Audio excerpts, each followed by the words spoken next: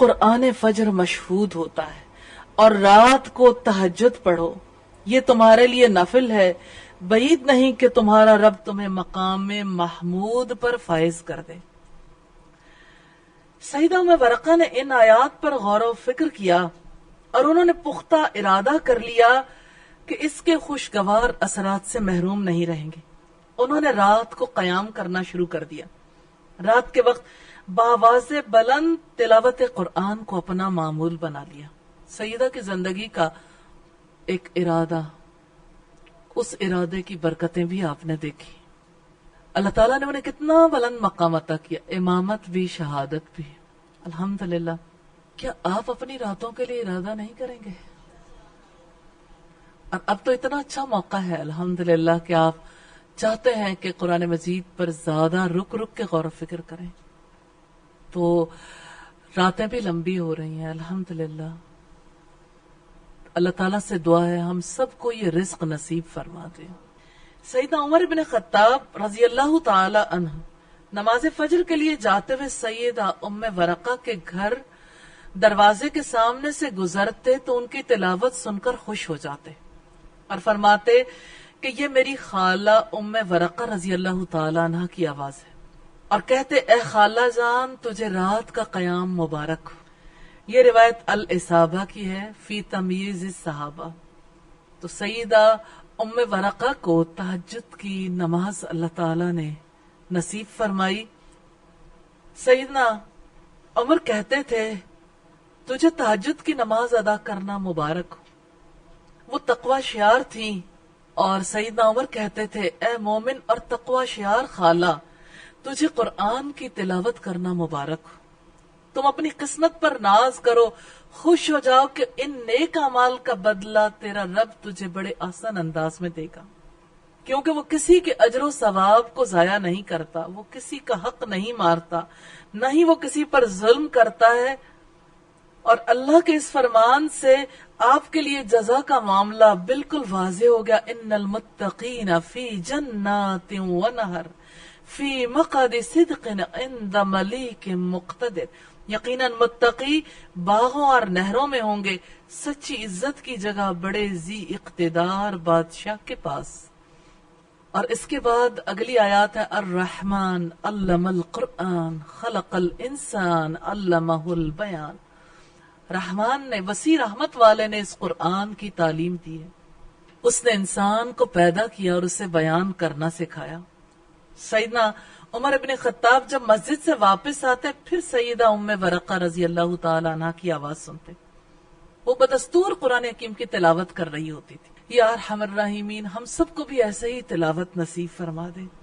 یہ سیدہ ام ورقہ رضی اللہ تعالی عنہ کا معمول تھا، وہ ہر رات اسی طرح مسلسل قرآن مجید کی تلاوت اور ذکر الہی میں مصروف رہتی تھی۔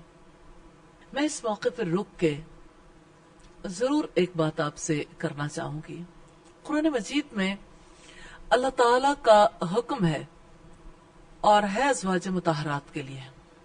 22واں پارہ ہے اور 22ویں پارے کے آغاز ہی میں اللہ تعالیٰ کا یہ حکم موجود ہے۔ فرمان الہی ہے یا نساء النبی لستن کاحد من النساء ان اتقیتن فلا تخضعن بالقول فیطمع الذی فی قلبہ مرض وقلن قولا معروفا۔ اے نبی کی بیویوں تم عام عورتوں میں سے کسی کی طرح نہیں ہو، اگر تم اللہ سے ڈرتی ہو تو بات میں نرمی اختیار نہ کرو، پھر جس شخص کے دل میں بیماری ہے وہ لالچ میں پڑ جائے گا، اور معروف بات کرو۔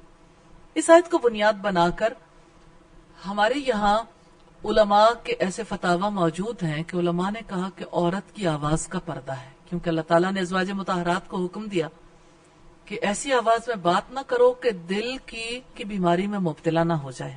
آپ سے ہی پوچھنا چاہتی ہوں کہ سیدہ ام ورقہ کی تلاوت، یہ عام بات بھی نہیں ہے، تلاوت زیادہ خوبصورت آواز میں کی جاتی ہے۔ سیدنا عمر سنتے تھے، کیا عورت کی تلاوت کو مرد سن سکتا ہے؟ جبکہ اللہ تعالیٰ نے نرمی سے بات کرنے سے روکا ہے۔ اب یہ وہ چیزیں جس کو آپ نے سوسائٹی میں فیس کرنا ہے، لوگ آپ کے سامنے ضرور یہ بات رکھیں گے، کیا ایک عورت کی تلاوت کی آواز مرد سن سکتا ہے؟ क्या गीत सुन सकता है? सॉन्ग सुनते हुए किसी को कोई प्रॉब्लम नहीं, लेकिन जो ही कोई नेकी की बात किसी के सामने आए, फौरन ये बात सामने आती है कि औरत की तो आवाज का पर्दा है। आयत के इख्तिताम पे बात मौजूद है, वक़ुलना क़ौलन मारूफा। अल्लाह का हुक्म है, अमर है, और अल अमरु युफीदुल वुजूब। क़ुलना क़ौलन मारूफा, भली यानी मारूफ बात करने का अल्लाह ने हुक्म दिया। तो औरत की तिलावत मर्द सुन सकते हैं, इसमें कोई हरज की बात नहीं है। सईदना उमर रजी अल्लाह ताला अन्हो ये तिलावत खुद सुना करते थे, और सईदना उमर जब सुनते थे, जाते हुए भी सुनते थे, वापसी में भी सुनते थे, उन्हें आदत हो गई थी सईदा उम्मे वरका की तिलावत सुनने की। और मदीना कैसा शहर था, हर घर से तिलावत की आवाज, हर घर से तिलावत की आवाज, औरतों की भी मर्दों की भी। पूरा शहर अल्लाह के कलाम से गूंजता था, आज भी गूंजता है। हमारे शहरों में ये आवाजें क्यों नहीं आती? हमारे घर तिलावत कुरान से मुज़य्यन क्यों नहीं होते? बच्चे, बड़े, माए, बाप क्यों तिलावत नहीं करते? जबकि अल्लाह का हुक्म है, इन्ना कुरआन अल फज्री कान मशहूदा। बेशक कोई शक ही नहीं कि फजर का कुरान मशहूद है, हाजिर किया जाता है, क्योंकि उस वक्त फरिश्तों की ड्यूटियां बदल रही होती हैं। कुछ फरिश्ते आ रहे होते हैं, कुछ जा रहे होते हैं। तो अल्लाह ताला के पास जाने वाले भी बताते हैं कि हम जब उन्हें छोड़ के आए तो कुरान की तिलावत कर रहे थे, और आने वाले वापस जाते तो बताते जब गए थे तब भी तिलावत हो रही थी, जब वापस आए तब भी तिलावत हो रही थी। वक्त ऐसा है। तो बहरहाल इससे हमें ये पता चल गया कि सईदा उम्मे वरका की तिलावत सईदना उमर भी सुना करते थे। बाद सहाबे कराम जब सईदा उम्मे वरका से मुलाकात के लिए उनके यहाँ जाते तो उनसे कहते, ए उम्मे वरका, क्या तुम जानती हो कि आपके बारे में रसूलुल्लाह क्या फरमाते हैं? उन्होंने कहा, नहीं, मुझे तो कोई इल्म नहीं। अल्लाह की कसम मुझे बताओ कि रसूलुल्लाह का मेरे बारे में क्या इरशाद गरामी है? उन्होंने कहा कि रसूलुल्लाह ने हमसे ये इरशाद फरमाया, हय्या बिना इला बैति शहीदा, हमारे साथ शहीदा के घर चलो। ये सुनकर सईदा उम्मे वरका का दिल खुश हो गया। वो अपने आप को खुशकिस्मत और सादतमंद समझने लगती। उन्हें यूं लगा जैसे सारी दुनिया की नेमतें उनकी हथेली पर रख दी गईं। कुरान मजीद की कसरत के साथ तिलावत ने सईदा उम्मे वरका के दिल को चमका दिया। हाँ, दिल ऐसे ही शफाफ होते हैं, चमकते। उसे रहमत, शफकत और हमदर्दी का गहवारा बना दिया, क्योंकि कुरान मजीद की तिलावत दिल की सख्ती को दूर करती है। नबी सल्लल्लाहु अलैहि वसल्लम ने फरमाया, सुन लो, दिलों को जंग लग जाता है जैसे लोहे को पानी से जंग लगता है। तो सहाबे कराम ने पूछा, फिर इस जंग को दूर करने के लिए क्या करें? तो आपने फरमाया, कसरत से कुरान मजीद की तिलावत करो और कसरत से आखिरत को याद रखो। खास बात यह है कि सिर्फ दिल शफाफी नहीं होते, दिलों के अंदर रहमत पैदा हो जाती है, नरमी, मोहब्बत। इंसान अल्लाह के कलाम की वजह से ऐसा हो जाता है कि उसे सारे इंसानियत से मोहब्बत हो जाती है, और इसी वजह से कसरत से कुरान मजीद की तिलावत करने वाले अल्लाह ताला की तरफ कसरत से दावत देने वाले बन जाते। तो जो खूबियां सैयदा उम्मे वरका में थी, वो इन खूबियों को उन खवातीन में भी तकसीम करती थी जो उनके पास जमात के लिए आती थी, यानी नमाज अदा करने के लिए आती थी। या जैसे उनके यहाँ जो दीगर मजालिस, इल्मी मजालिस मुनक्किद होती थी, उन मजालिस में भी ऐसी खवातीन पहुंचती। तो सईदा उम्मे वरका ऐसे मौके पर अमली मुजाहरा भी थी अपनी उन खुसूसियात का, और तालीम के जरिए भी लोगों तक उन खुसूसियात को पहुंचाती थी। सईदा उम्मे वरका के घर काम काज निपटाने के लिए एक गुलाम और एक कनीज मौजूद थे। सब घरेलू मामलात बखूबी अंजाम पा रहे थे। यहाँ से पता चलता है कि एक खातून दीनी मसरूफियात की लपेट में ज्यादा मसरूफियात हैं तो वो मर्द और खवातीन दोनों से हेल्प ले सकती हैं। सईदा उम्मे वरका उन दोनों की खातिर मदारात बहुत अच्छे अंदाज से करती थी, फयाजी के साथ खर्च देती थी, उनकी इज्जत और तकरीम भी करती थी। वो दोनों भी मेहनत और दयानतदारी के साथ खिदमात सर अंजाम देते। فرائض کی ادائیگی میں کوئی کسر نہیں اٹھا رکھتے تھے. اور تاریخ دمشق میں کچھ اشعار ہیں اسی حوالے سے. اذا المرء لم يدنس من اللؤم عرضه، جب انسان کی عزت کو کمینگی داغدار نہ کرے، فکل ردائن یرتدیہ جمیل، تو جو چادر بھی وہ زیب تن کرے گا خوبصورت ہی لگے گی. اور عرب شاعر ہے جس نے کہا جب تم کسی شریف انسان کی عزت کرو گے تو تم اسے گرویدہ کر لو گے، اور جب تم کسی کمینے انسان کی عزت کرو گے تو وہ اور زیادہ سرکش ہو جائے گا. بات حکمت کی ہے، یعنی عزت کے قابل بھی شرفاء ہیں، اور جب کسی کمینے انسان پر لوگ مہربان زیادہ ہوتے ہیں یا ان کی زیادہ عزت کرتے ہیں تو وہ اپنی کمینگی دکھائے بغیر نہیں رہتے. اور ہمیں کائنات سے بہت سی مثالیں ملتی ہیں، جیسے ہم دیکھتے ہیں کہ بچھو جیسی نیچر رکھنے والوں کے ساتھ کوئی بھلائی کرے تو بچھو کا کام یہی ہے کہ وہ تو اپنے پرائے سبھی کو کاٹ لیتا. سانپ کی بھی یہی نیچر ہے. تو اس وجہ سے یعنی انسان کو یہ بھی ضرور دیکھنا چاہیے کہ اس کی رحمت و شفقت کا رخ کس جانب ہے. لیکن بہرحال بھلے لوگوں کا کام دوسروں کے ساتھ بھلائی کرنا ہے.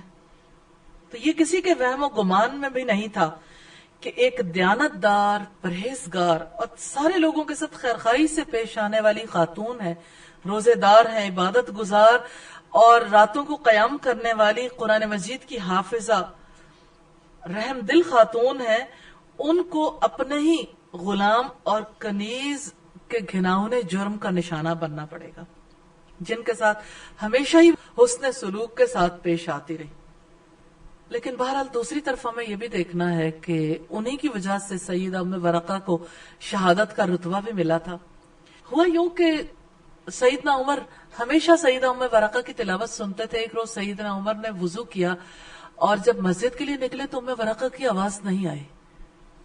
تو سیدنا عمر کو بہت عجیب لگا، لیکن نماز پڑھنے چلے گئے. واپس آئے تو اب کی بار بھی ان کے گھر سے آواز نہیں آ رہی تھی. سیدنا عمر پریشان ہو گئے کہ ضرور کوئی ایسا معاملہ ہے. پھر سیدنا عمر نے یہ ڈیسائیڈ کیا اور دوسرے صحابہ کرام کو لے کر جب ان کے گھر پہنچے تو ان کے گھر میں کونے میں چادر میں لپٹی ہوئی ایک لاش پڑی تھی. ایک میت تھی، وہ سیدہ ام ورقہ کی تھی. ان کے غلام اور کنیز دونوں نے انہیں لپیٹ کر ایک ایسی جگہ ڈال دیا تھا جہاں سے وہ اپنے یعنی اس سے باہر نہیں نکل سکتی تھی. دم گھٹ کر وفات پا گئی تھی، یعنی ان کا دم گھٹ گیا تھا. سیدنا عمر ابن خطاب نے صحابہ کرام کے ساتھ جب سیدہ ام ورقہ کے گھر کا رخ کیا، دروازے پر دستک دی اور کہا خالہ جان ام ورقہ آپ کہاں ہو؟ لیکن کوئی جواب دینے والا نہیں تھا. بے چینی میں بار بار آواز دی. پھر سب نے اتفاق کیا کہ گھر کے اندر جانا چاہیے. سب داخل ہوئے، ہر طرف پھیل گئے، سب نے تلاش کیا. پھر کونے میں لپٹی ہوئی ایک لاش ملی. جب انہوں نے چہرے سے پردہ ہٹایا تو وہ ام ورقہ کی لاش تھی جو زندگی کی بازی ہار چکی تھی. سیدنا عمر یہ دیکھ کر حیران رہ گئے، اور سیدنا عمر کا عدل و انصاف مثالی تھا. ان کے زیر سایہ ایسے گھناؤنے جرم کا ارتکاب کیا گیا. اور سیدہ ام ورقہ تو سب خواتین سے زیادہ نرم دل اور شریف الطبع تھی، اور جنہوں نے انہیں قتل کر ڈالا ان کے قتل کے پیچھے کیا سوچ تھی. سیدہ ام ورقہ جو کہ اللہ تعالیٰ کے سارے احکامات کو بجا لانے والی تھی، ہر حکم پر راضی تھی، خواتین کی جماعت کرواتی تھی، اور کس طرح سے ذکر الہی میں مصروف رہتی تھی، کیسے ان کے راتیں گزرتی تھی، انسانوں کے ساتھ کتنا حسن سلوک سے پیش آتی تھی. سیدہ ام ورقہ کے لیے، ان کے فضل و شرف کے لیے یہ بات بھی کافی ہے کہ ان سے سیدنا عمر ابن خطاب نے حدیث روایت کی ہے. سیدنا عمر رضی اللہ تعالی عنہ نے سیدہ ام ورقہ کی تجہیز و تکفین اور انہیں جلد دفن کرنے کا حکم دیا. تیزی سے مسجد گئے اور لوگوں کو سیدہ ام ورقہ کے ساتھ پیش آنے والے حادثے کے بارے میں بتایا، اور پھر انہوں نے حکم دیا کہ اس غلام اور کنیز کو تلاش کر کے سامنے پیش کیا جائے. جب انہیں سامنے لایا گیا تو انہوں نے اعتراف کر لیا کہ ہم ہی نے مارا ہے. सैयदना उमर ने उन दोनों को सूली देने का हुक्म सादिर फरमाया। उन दोनों को बाबुल मदीना पर तख्तेदार पर लटका दिया गया, ताकि जिसके दिल में भी किसी मुसलमान की जिंदगी को पामाल करने का ख्याल आए, उसके लिए वो नमूना इबरत बन जाए। मुस्नद अहमद में सईदा उम्मे वरका रजी अल्लाह तआला अन्हा ने अपने गुलाम और कनीज से ये कह दिया था कि तुम दोनों मेरी वफात के बाद आजाद। उन दोनों को ये मुद्दत दराज महसूस हुई तो उन्होंने सईदा उम्मे वरका को एक कपड़े में लपेट कर जमीन पर फेंक दिया, जिससे वो दम घुटकर शहीद हो गई। बाद अज़ां वो दोनों वहां से भाग गए। तो सईदना उमर इब्न खत्ताब लोगों में खड़े हुए उस मौके पर उन्होंने फरमाया कि रसूलुल्लाह जब सईदा उम्मे वरका के पास जाते थे तो सहाबा से ये फरमाते थे, इंतलिकू नज़ूरु शहीदा, कि चलो शहीदा की जियारत करते हैं। उस मौके पर उन्होंने फरमाया कि फुला गुलाम और फुला कनीज ने उम्मे वरका को कपड़े में लपेट कर जमीन पर फेंक दिया और उनकी मौत वाक़ई हो गई और वो दोनों भाग गए। उन्हें कोई पनाह न दे, उन्हें पकड़कर मेरे पास लाया जाए। ये मुसलमानों की तारीख में पहली सूली थी जो दी गई। दो अफराद को जो सूली दी गई वो उम्मे वरका की शहादत की वजह से। साहबे कराम सईदा उम्मे वरका की वफात पर रोने लगे, इन्ना लिल्लाहि व इन्ना इलैहि राजिऊन कहने लगे। फिर उन्होंने शहादत की मुबारकबाद दी और जो कुछ अल्लाह ताला ने उनके लिए अपने जवारे रहमत में तैयार कर रखा है उसका तज़किरा किया। यकीनन अल्लाह ताला ने उम्मे वरका को बहुत बड़े एजाज से नवाजा। अल्लाह ताला से दुआ है उन पर रहमत नाजिल फरमाए और अपने जवारे रहमत में उन्हें जगह दें और उनसे राजी हो जाएं और सैयदा उम्मे वरका अल्लाह ताला से राजी हो जाएं। सैयदा उम्मे वरका की जिंदगी में हमारे लिए बहुत से असबाक हैं। हर एक ने इसके ऊपर गौर किया होगा, कुछ ना कुछ तय भी किया होगा। तो आप लोगों में से जो भी शेयर करना चाहे आज की इस गुफ्तगू के हवाले से